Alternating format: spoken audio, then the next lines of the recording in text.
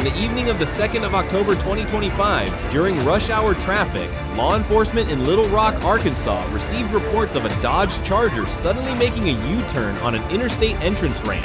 What began as a reckless traffic violation quickly turned into a dangerous pursuit Alright, slow your time. Stop right now. I have the right to resist. A patrol unit in the United States attempted a traffic stop near Blue Ridge Boulevard and Vermont Avenue after spotting a suspicious vehicle. The moment the officer activated emergency lights, the driver fled, forcing officers to initiate a formal police pursuit through city streets. As the vehicle began accelerating, the officer notified dispatch and requested authorization to enter pursuit status. Initial speeds were only about 20 miles per hour, suggesting the driver was testing whether police would actually pursue. Many suspects hesitate briefly before committing to a full escape attempt. Dispatch received. Howdy.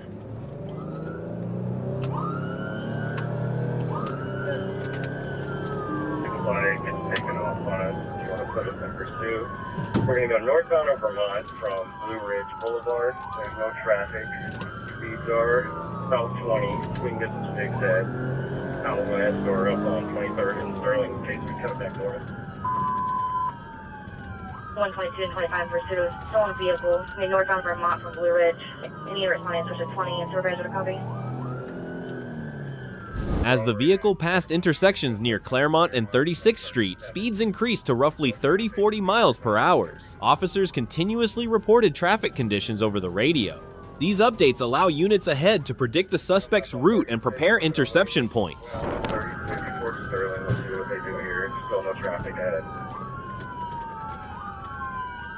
And they're going to go northbound Sterling from 36, number 1 lane. Not too much traffic ahead of us. Speeds are about 40. And they went through the red light at 35th, still northbound Sterling. Everyone did feel at the intersection. Speeds are about 60. Traffic is line of us, number 1 lane.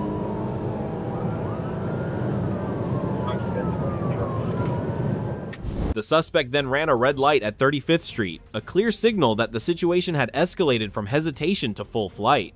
At this stage, officers maintain a tactical distance, avoiding aggressive pressure that might cause the suspect to panic and trigger a serious crash. Looks like we're coming up on Shealy now. Speeds are about 90. They're in the number 2 lane. Working our way back to the number 1 lane. Going to continue north on Sterling from Shealy. Traffic still light and building. 2210, it's a occupied store. So you can touch them. Alright, what have I got on my 50? Copy.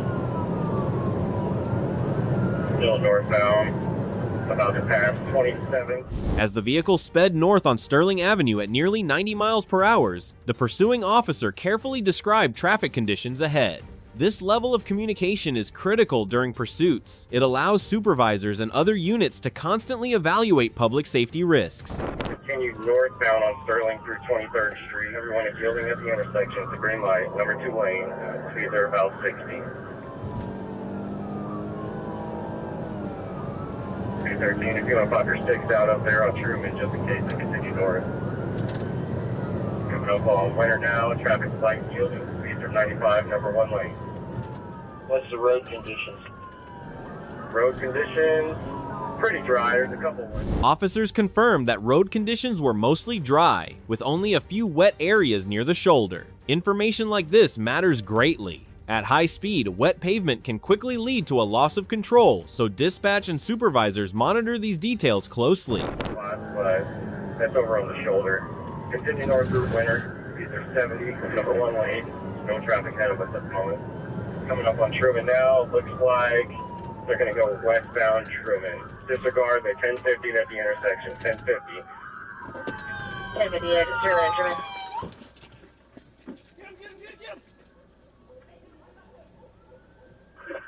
Moments later, the suspect vehicle collided with another car near Pearson. The pursuit immediately transitioned into a crash response. One suspect attempted to flee on foot, but was quickly chased down and taken into custody by officers on scene. Got a black male running westbound Truman, another one behind the business westbound. Black male chasing down Truman. One black male westbound.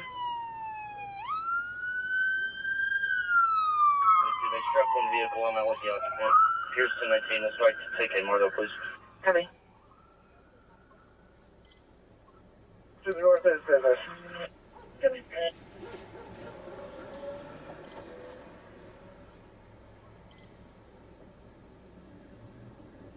We have one in custody.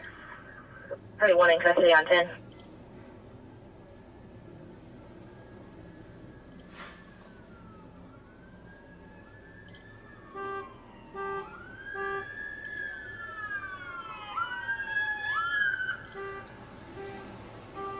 I have one in custody. Copy, one in custody. If you can switch to 20 when you get a chance. Officers then discovered a woman and a child inside another involved vehicle. This is why pursuits are always considered high-risk events. One reckless decision by a fleeing suspect can put completely innocent people directly in harm's way. 21, are you there? Go, yeah, in a second.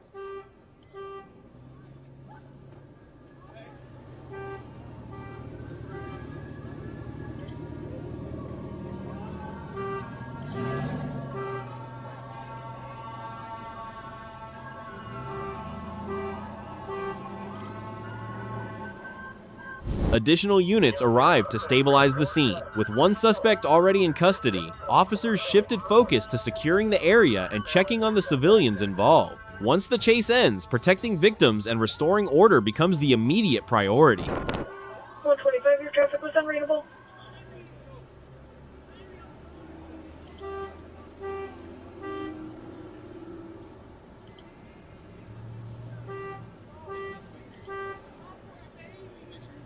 According to the official report, the primary suspect was identified as Darius Coleman, 24, from Kansas City, Missouri. He was charged with fleeing police, reckless driving, running red lights, causing a crash, and endangering the public. These charges could result in multiple years in prison, heavy fines, and long-term license suspension. I am not driving. I never been to drive. I'm traveling. Go ahead. I'm traveling. All right, well, you're traveling. Stop. Stop right now. I have the right to resist. On the 29th of November 2024, a police officer in the United States stopped a vehicle driving without a license plate, a clear violation on public roads. What should have been a simple traffic stop quickly turned into a legal confrontation when the driver refused to provide identification and began using sovereign citizen arguments. What am I being detained for? You're being stopped. You don't have a tag on your vehicle. Do you have a give tag? shit. Yeah. I don't give a shit. Do you have your driver's license on? The moment the officer asks for a driver's license, the man shifts tactics, challenging the officer's authority. This is a common psychological pattern among people who believe in sovereign citizen theories. They try to turn a basic traffic violation into a constitutional debate to stall and control the situation. No. You have no driver's license? I ain't a Nothing? U.S. citizen. No U.S. citizen? No, I'm not. Oh, man, why not? I don't want to be. I ain't Okay. goddamn corporation. Oh, man. That's All your right. badge number. All right. Yeah, man, 214. You have no driver's license? I got no legal ID at all. Okay, well, hey, calm down, calm down. All right, this ain't the end of the day. All right, hey, can you get back in your car while we're doing this? All right, All right. you're good. Am I being detained? You are detained, yes, yes. All right, so this is an arrest. No, it's not arrest. Yes, it is. 214 Detainment is just arrest. for She you, turned the supervisor. goddamn lights on. I'm under arrest You're for not what? arrest. Detainment is an arrest. Stop that. What am I being detained for? You have no tag on your vehicle. I don't have a tag. I ain't required to have a tag. The driver continues refusing to provide his identity or date of birth. Legally, this becomes a key turning point. In many U.S. states, refusing to identify yourself during a lawful traffic stop can lead to detention or arrest while officers attempt to confirm who you are. You are. If you're on the roadway, you I are am not. required. No, I'm not. I'm not required to have a tag. Just go ahead and send me a supervisor. I've got someone being difficult. All right. I'm not required to have a tag. Yes, you are. No, I'm not. All right, what's your name then? You can call me all you want. That's fine. All right, I go by the name of Garrett Shannon. Garrett Shannon. All right, Yes, sir. cool. What's your date of birth, Garrett Shannon? I don't know. I'm way past the age of majority. Way past. You don't know your date of birth? Nothing? No, I don't. All right. I did not. I cannot remember witnessing my birth. You can. Okay. You don't know when you were born though? I have no idea. You have no idea? I cannot. I did not witness. Well, I probably witnessed my birth. But I don't remember. All right, Mr. Shannon. Let me ask you this. Why are you so upset right now? All right, I'm Because just this doing is my an job. unconstitutional stop. It is not. No, Yes, sir. it is. Negative. Show me the contract. All right. Well, we have plenty of policies. All right. The man claims he is a non-resident alien and not a statutory citizen. This is a familiar argument in sovereign citizen circles. In reality, U.S. law is clear. If you operate a vehicle on public roads, you must follow the state's traffic laws regardless of personal interpretations. Policy is a corporate edict. Okay. I'm not a statutory citizen. Okay. I've informed you multiple times. I'm a non-resident alien. So you're saying you're a sovereign citizen? Is that what you're saying? No, sir. No, sir. Okay. That's an oxymoron. Okay. All right. All right. I'm Well, a you're absolutely fine. non-resident alien. All right. Well, Mr. I'm Shannon. a state citizen. Mr. Shannon, stop. All right. Stop. You're blowing this all up out of proportion right now. All right. That's all I'm saying. All right. You're getting upset. You make yourself angry. You're doing all that right now. You understand? Do you understand? I do not understand. I do You not don't stand understand under anything? you. I do not Okay. understand anything. Saying you're refusing to identify yourself. I have identified myself. As Garrett Shannon, but I can't prove who you are because you're not giving me a date of birth. You understand that? I don't have to. You absolutely do. This is an infringement upon my rights. I'm actually looking forward to another lawsuit here. Okay, well, that's absolutely fine. Yep. If you would like a lawsuit, you're more than welcome to do that. All right. At this point, the interaction becomes a psychological standoff. The officer maintains a calm tone, a classic de-escalation technique. The goal is simple: gain voluntary compliance and resolve the stop with a warning. But as the driver keeps arguing, the likelihood of arrest increases. I have the right to resist. No, you do not. Yes, I do. All right. Stop. I'll wait till your supervisor gets here. That's fine. That's absolutely fine if you want to do it. Yeah, I'm individuals. Individuals refuse to identify himself. I have identified myself. Garrett Shannon, I can't prove it's you. But you don't know when you're born or anything like that? I want to witness it, but I do not know. I'm way past the age So now of you have majority. witnessed your birth? What's that? So now you have witnessed your birth. I was saying you didn't witness your birth. Yeah, but obviously I don't remember when I was born, being a baby. But Okay. I'm way past the age of majority, though. Okay. I'm way past age 18 or 21 or what do you want to call it for majority. Okay. The driver claims the vehicle no longer belongs to the state and that the VIN has been removed from government systems. These arguments often come from misinformation circulating online. From a law enforcement perspective, statements like this often signal someone attempting to conceal their real identity. Okay. So you're way f***ing up, dude. Hey, that's not nice to use that kind of language. I haven't used that language with you. What language I want? I didn't say you. I said you couldn't. I wouldn't talk to you in a diminutive way. I just said you're f***ing up. Okay. Explain to me how I'm effing up. That vehicle, the state has no interest in. Okay. It is not collateral for the national debt anymore. Could you please turn the light down? Negative. Around? No. No, because well, keep putting your hands in your pocket. I gotta see you. It's in dark out. A second officer arrives on scene. This is standard procedure when a stop becomes prolonged or confrontational. Having two officers allows for better scene control, improves safety, and ensures that communication with the suspect remains calm and organized. At this point, I don't know who he is. He's resisting, obstructing. So let's go ahead and just put him in handcuffs and figure out who he is then. All right. Sir, stop. Stop. Don't do that. Stop. Mr. Shannon, stop. Put your hands behind your back. Stop. All right. Very good, Mr. Shannon. All right. This is not how we want to start the day. All right. Or our day, anyways. All right, Mr. Shannon. Because the driver continues refusing to cooperate, officers move to the next step, detention to verify identity. At this point, the issue is no longer just the missing license plate, it's the suspect's refusal to identify himself, which legally justifies further action. Stop fencing up for me. I still don't know why. Stop, come on. Mr. Come on. I've told you. I can't confirm who you are right now, and you have no tag on your vehicle. That's why we stopped you. All right? We're trying to be very lenient with you and talk to you like an adult. All right? And you're being uncooperative. Unclench your hands, Mr. Jim. All right. If you had listened to us, this could have been much better. All right? 214 dispatch. Someone detained at this time. All right, Mr. Jim. Yeah, we're going to go this way. We're going to go to this vehicle here. Why am I being removed? I thought you were just trying to verify who I am. We are going to do that, and that's okay. You can verify who I am out here. All right. You're gonna tell us the date of birth and anything, who you are? I don't know what my date of birth is. You know your date of birth.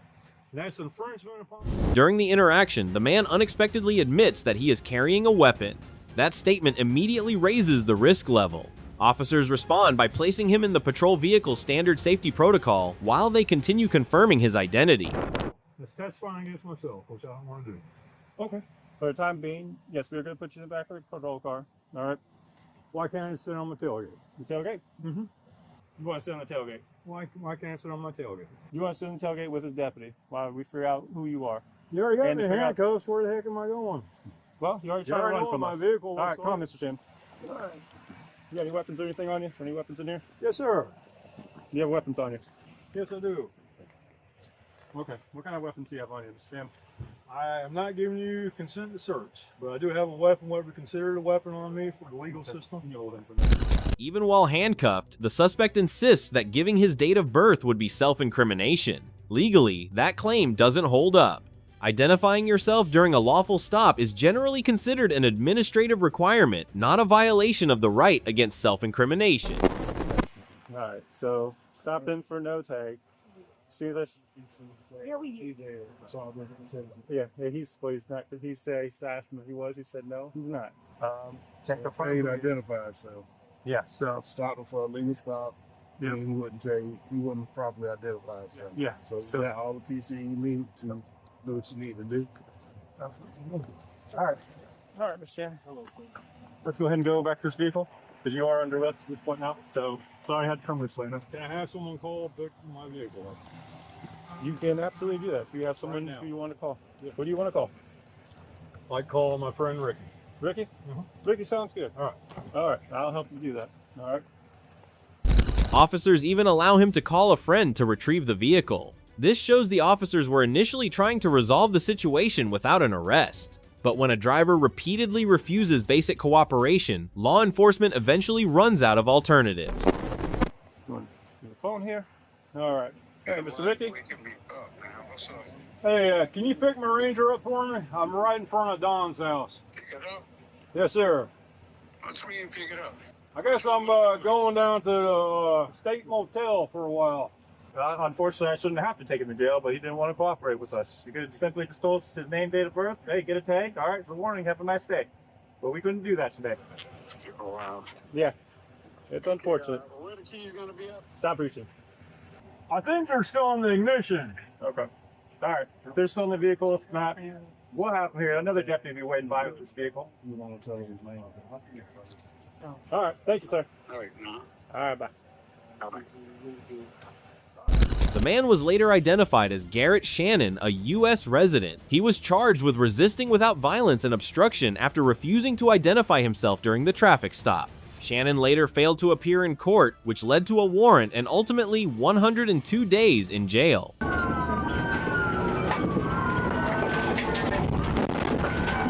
On the 28th of June 2025, an officer with the Pleasant Prairie Police Department in Wisconsin spotted a black sedan with heavily tinted windows running a red light and turning left without signaling. When the officer attempted a traffic stop, the driver accelerated and fled, triggering a high-speed pursuit along Highway 29. High rate of speed is reason for the stop. Coming up to H.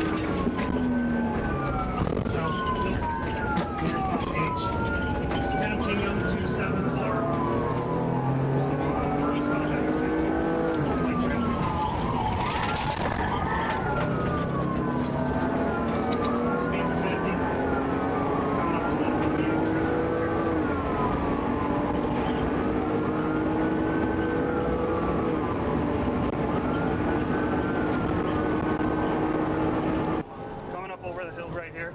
Medium traffic. The moment the vehicle fled, the officer had to make a rapid decision: continue the pursuit or terminate it. Traffic was only moderate, making the pursuit safer to continue. At this stage, a suspect's mindset is often panic mixed with risk-taking, believing speed alone can create distance from police. 70 approaching 70 seconds.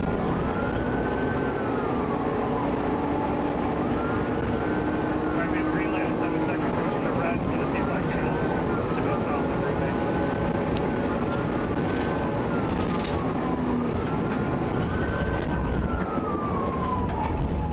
Alright, south Green Bay, south Green Bay. Check the negative.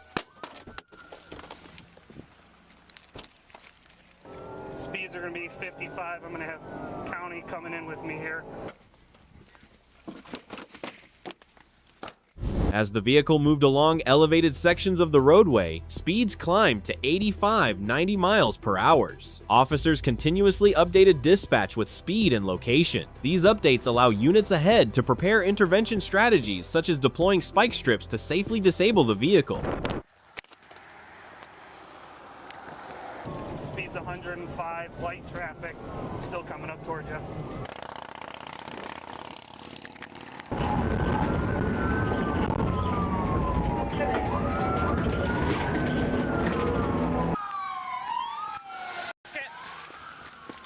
Alright, passing the PD, lane 2, still going south. The suspect then accelerated to 105 miles per hour, a clear signal that the driver had committed fully to fleeing. At this point, officers avoid aggressive maneuvering and instead maintain distance while waiting for the safest opportunity to use tire deflation devices. Outside lane, lane 3, outside lane. 29 speeds 105, lane 2.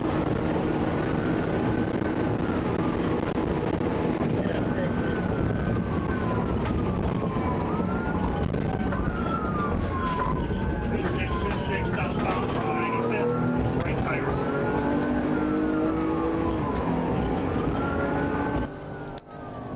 Southbound speeds are 70, approaching 104th, no traffic, road conditions good. That opportunity came quickly. Officers ahead successfully deployed spike strips, puncturing both right side tires of the sedan. But instead of stopping, the driver kept going. Psychologically, this often marks the shift from calculated escape to desperation and loss of control. Going through 104. We got both right tires flat. I'm gonna try to slow it down and channel from the front. We're gonna off.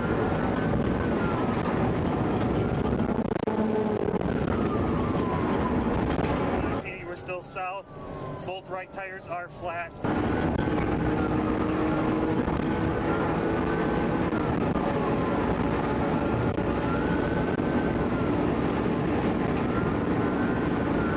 Both tires are flat. Adam King Young, 2774, unknown occupants. Even with destroyed tires, the vehicle continued moving at dangerous speeds. This shows the suspect was willing to destroy the car just to keep escaping.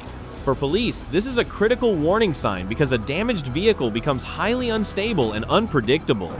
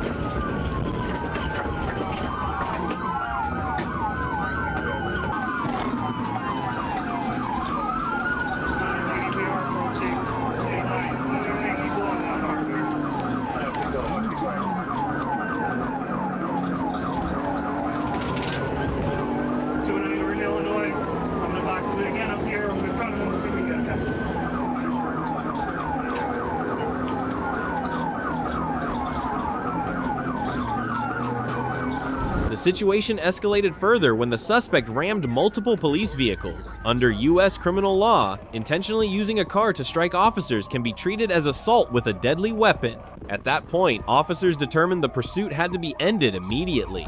We need to end this.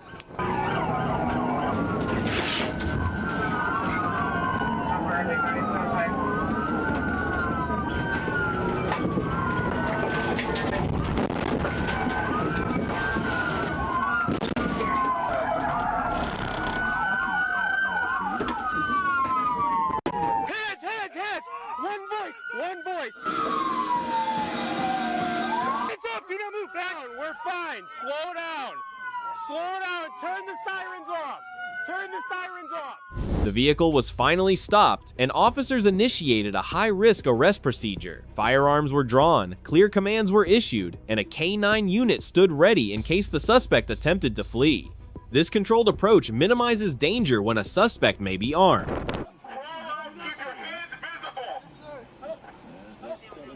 Yeah. Walk out, walk towards that dog, otherwise we're letting it go.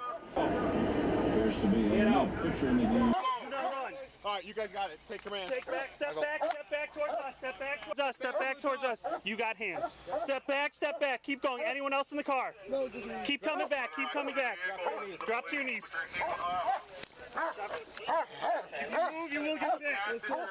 Once detained, the suspect admitted there was a Glock 19 with an extended magazine inside the vehicle. The combination of a firearm, narcotics, and reckless driving explains why he drove so aggressively. Individuals under the influence of stimulants often severely misjudge risk and consequences.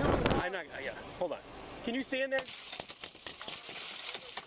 All right, there we go. All right, we're good. 4-1 in custody. They're clearing the vehicle now. For speeding. Just so you know, you're getting charged with a 10th homicide, okay? For your actions right there. 100%. Who is in 42? All right. You hit it, right? Without the bumper? All right. Don't plan on getting out. It's probably the dumbest shit I've ever seen someone do. Did you piss yourself too? Because you're so afraid? They're just whack. No, I just have registration. Step back. 9-8, we're gonna need Lake County for a crash doc. Hold it. Your car's done. Are you okay though? Yeah, I'm fine. Sorry. A search of the vehicle revealed 2 bags of white powder, drug paraphernalia, and additional evidence. Field tests later confirmed the powder to be cocaine. That discovery clarified the motive behind the flight. The driver was attempting to avoid being caught with drugs and a firearm. Welcome to Prairie. To be fair, did not try to strike any cars. I was definitely just trying to get out and away, but it's alright, it's fine. Do why we have cameras. I did not try to, I mean, definitely reckless driving. What's going on, dude? How you doing, boss? You okay? Yeah, they hit me a couple times, but it wasn't anything damaging to me or whatnot. Alright, did you take anything tonight? Oh yeah. What'd you take? Crack and cocaine. Okay. Yep. And how long ago did you do it? Probably, I mean, just all day. All day? Yeah. When did you do it last? Like, The suspect was identified as Marco Infusino, living in the Illinois-Wisconsin region. He faces charges including fleeing police, ramming police vehicles, reckless endangerment, possession of cocaine, and possession of drug paraphernalia. A Kenosha court initially set $75,000 bail, later reduced to $50,000 and eventually $15,000.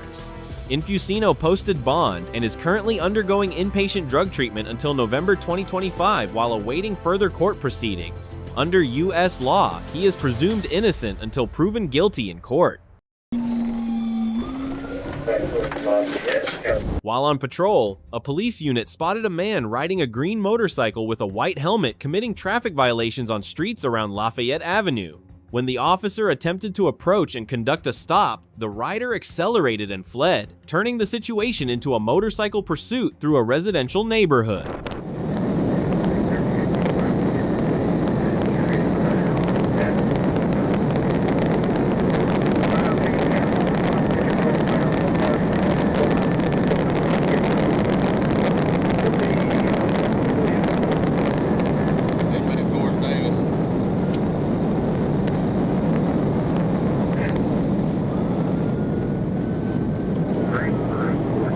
Within seconds, the officer had to decide whether to continue the pursuit. Motorcycle chases carry higher risks because even a minor crash can cause serious injuries. But the rider kept accelerating and attempting to evade, forcing the officer to stay with him to prevent a greater danger to the public.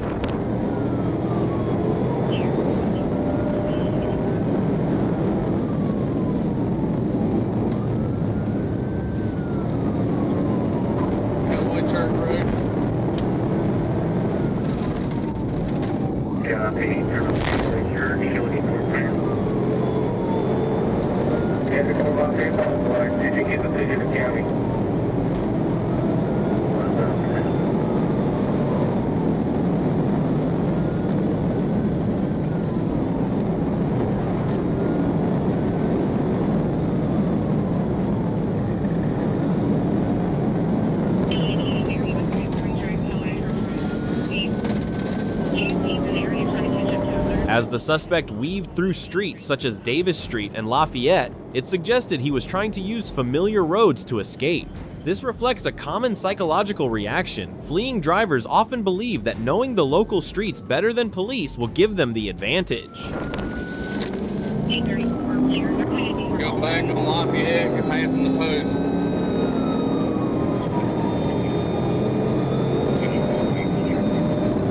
It's coming up to not far towards King on Lafayette, passing Kia, dark light. Officers repeatedly broadcast the suspect description. Green motorcycle, white helmet, details like these matter. If the suspect abandons the bike and runs on foot, other responding units can still identify him quickly. In pursuits, accurate information often matters more than raw speed.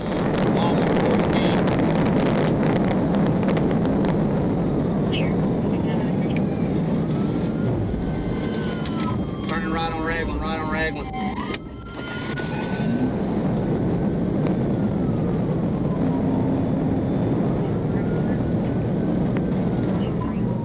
Going into the camper spot. 1080. 1080. As the rider made aggressive turns through intersections, the officer avoided pushing too close. That's a common motorcycle pursuit tactic. Pressuring too aggressively can cause the rider to crash and suffer severe injuries. Instead, officers maintain distance while applying psychological pressure.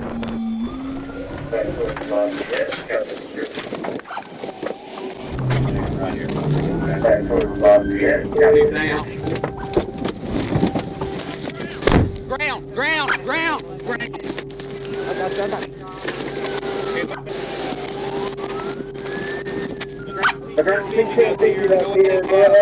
Don't move your hand away. Quit moving. Right here.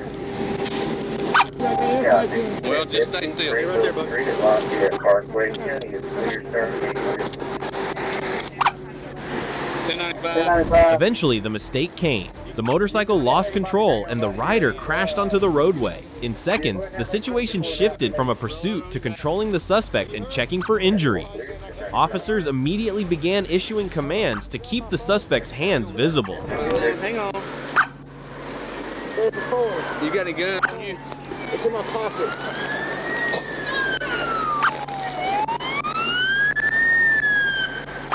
All right, just hold back. It's got a special clip on it. Sit up for me. Hey, baby, I'm a doctor. Are you okay? It's my fault. Special clip? Does your neck hurt? Does your neck hurt? Okay, all right. It does. It pulls out the... During the initial contact, the suspect admitted that he had a firearm in his pocket. That moment explains why he fled in the first place. Someone without a driver's license who is also carrying a weapon often believes a simple traffic stop could quickly escalate into serious legal trouble. This should be one more. Okay, you're okay. Get up, buddy. Just relax. Just relax. I'm sitting right here on the front of the car. What are you running for? Hi, buddy. I seen you just did. I know, but come on, bro. I know, man. There ain't no reason for all that. I know. Here, AirPods right there. Hey, guys, I do have a firearm on me right here. Did he ask you that a minute ago? I had AirPods. I didn't hear you. I told you guys that. Buddy, I know. I think if I would have had my lights on and she would have been slowed down, she... You had another opportunity to stop right there, though. Adrenaline remained high for both the officers and the suspect after the crash. While securing the weapon, officers also tried to calm him down. The rider eventually admitted the real reason he ran. He didn't have a driver's license and panicked. I know, but still.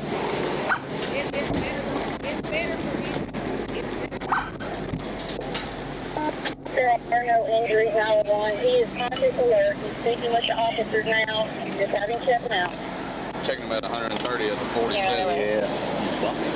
He slid into him when the bike kind of slid into him. I had him about stop right here and he drove back around me again. During a further search, officers discovered a chef's knife inside the suspect's jacket. The man explained he worked as a chef at Fat Daddy's Beacon. Moments like this often happen after a pursuit ends when adrenaline fades and the situation suddenly becomes very real. Yeah, I'll call him real quick. I think I got switched back over now. Yeah. Need a bag? Probably. I shouldn't have anything. Just gotta get everything out of it. You mind if I get a cigarette from you? Just hang tight a minute. Let's see all we got. I'm gonna leave you here, positive. According to police reports, the suspect was identified as Adam, last name not publicly released, living in the Greenville area. He faces charges including fleeing police, driving without a license, carrying a firearm during a traffic offense, and reckless endangerment. These charges could lead to significant fines, license suspension, and potential jail time depending on the court's ruling.